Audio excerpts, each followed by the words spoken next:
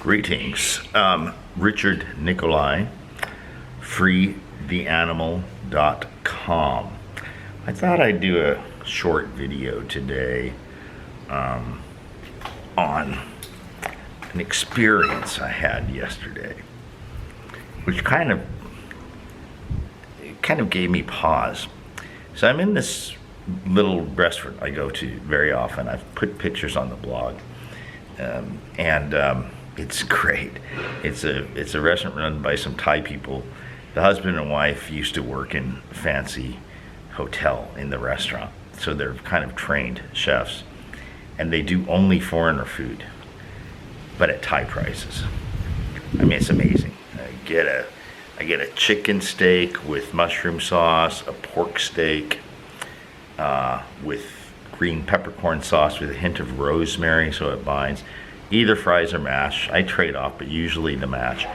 And the most wonderful grilled, well, it comes with a little bit of grilled vegetables and a salad. I tell them, hold the salad, just give me double the grilled vegetables, because they would stand up in any restaurant in the world. They're that good. In fact, I just came back from having a double side order plate.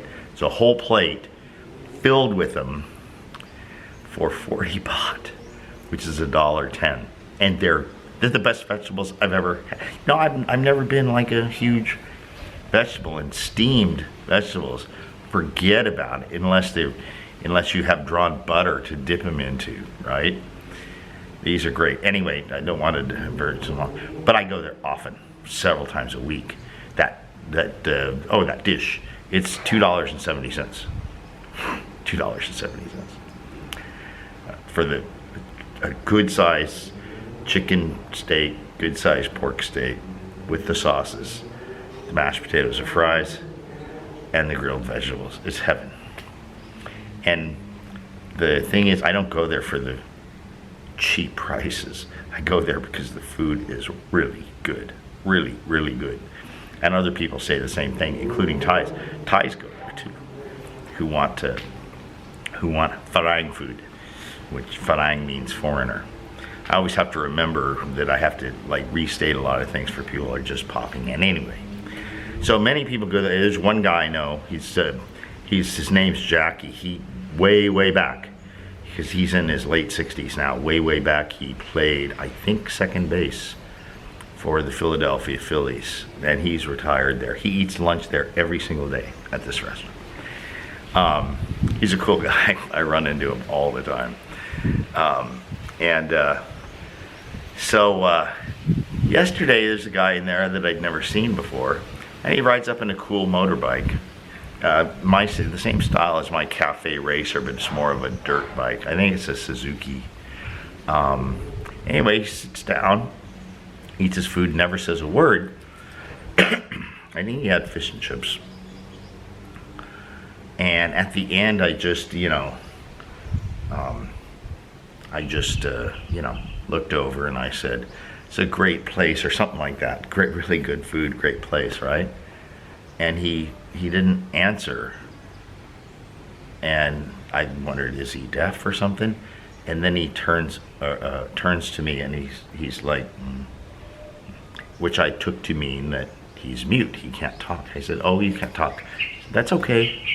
But then a few minutes later, he gets up and goes to the owner to pay his bill, and he said something to the owner. I don't know what it is. Well, he can't talk. And then, I don't know, then he came back, and he came over to collect his things from the table next to me, and he says to me, "I only talk, or I only say what's essential." And he puts his hand on his heart in some sort of, faux piety, sanctimonious, pretentious bullshit.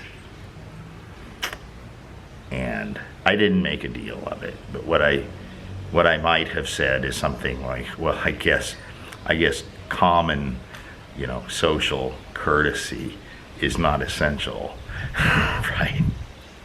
Yeah, the virtue signalers never think in those terms. And that's what it was. It's bullshit virtue signaling. And the implication is, I'm so much better than you, right? I don't do small talk, and all you peons do. You're not enlightened and uplifted like me. It's a rebuke, really. It's like you're talking to me. It's not essential.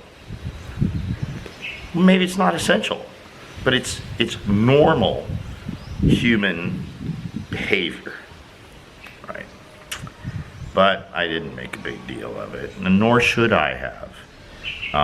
But it did give me pause, and I've had a chance to reflect on it. And I thought, well, let me do a short little video. And what are we at, 5 minutes? And so that's enough. I've told the story, and that's it. I'll see you next time. Bye.